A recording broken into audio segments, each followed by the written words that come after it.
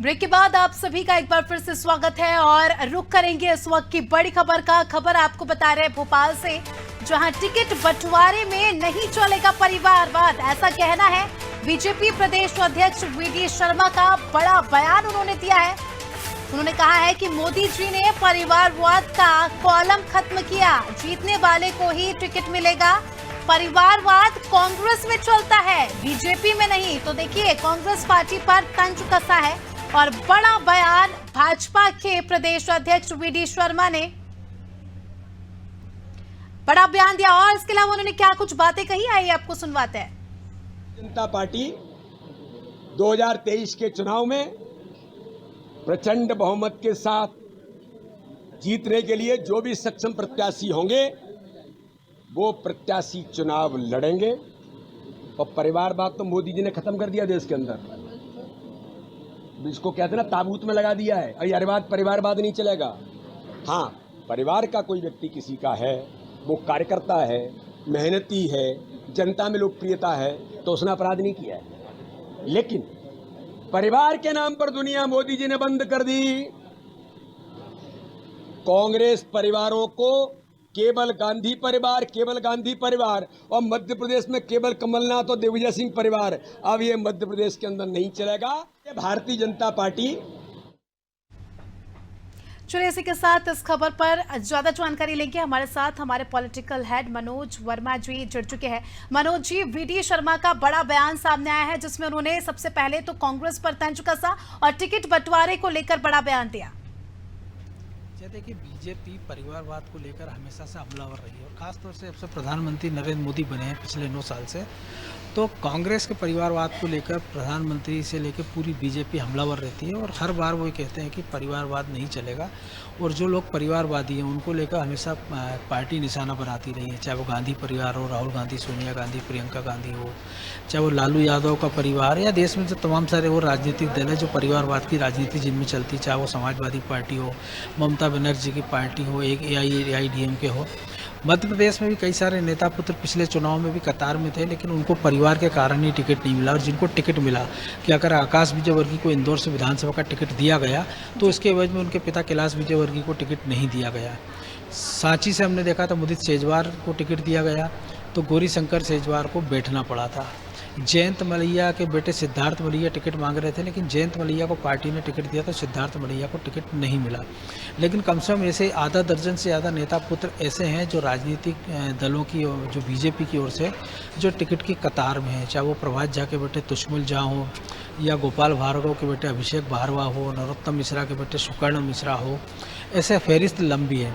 लेकिन आज जो वीडी शर्मा ने कहा कि परिवारवाद नहीं चलेगा और केवल इसलिए टिकट नहीं दिया जाएगा किसी राजनीतिक परिवार से आते हैं।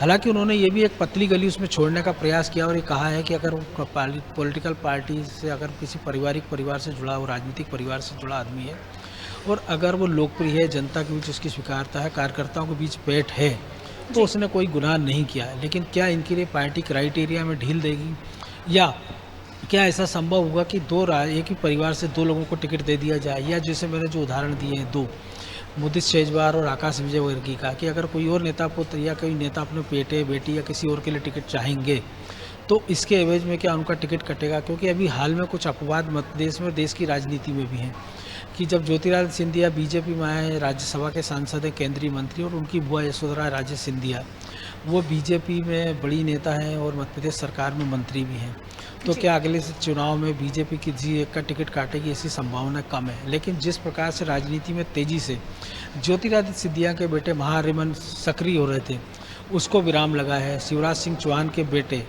वो भी राजनीतिक रूप से तेजी से चल रहे थे, तो एक माना जा रहा था कि वो भी टिकट के दावेदार हैं।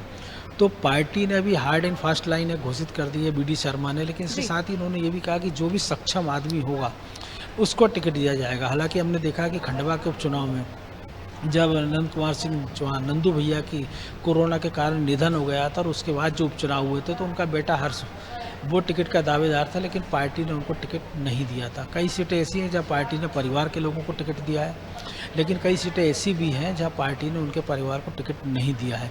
उसमें केंद्रीय मंत्री अनंत कुमार हेगड़े का परिवार भी शामिल है, जिनको बेंगलोर से उनके निधन के बाद उनकी पत्नी की जगह तेजस्वी सूर्या को टिकट दिया गया था। तो बीजेपी मध्य प्रदेश में जो वीडी शर्मा ने एक लाइन खींच दी, और चूँकि आज ही केंद्रीय गृह मंत्री और मध्य प्रदेश में बीजेपी के चुनाव के सबसे बड़े रणनीतिकार अमित शाह जी। शाम को आ रहे हैं, 3 घंटे की मैराथन बैठक लेंगे।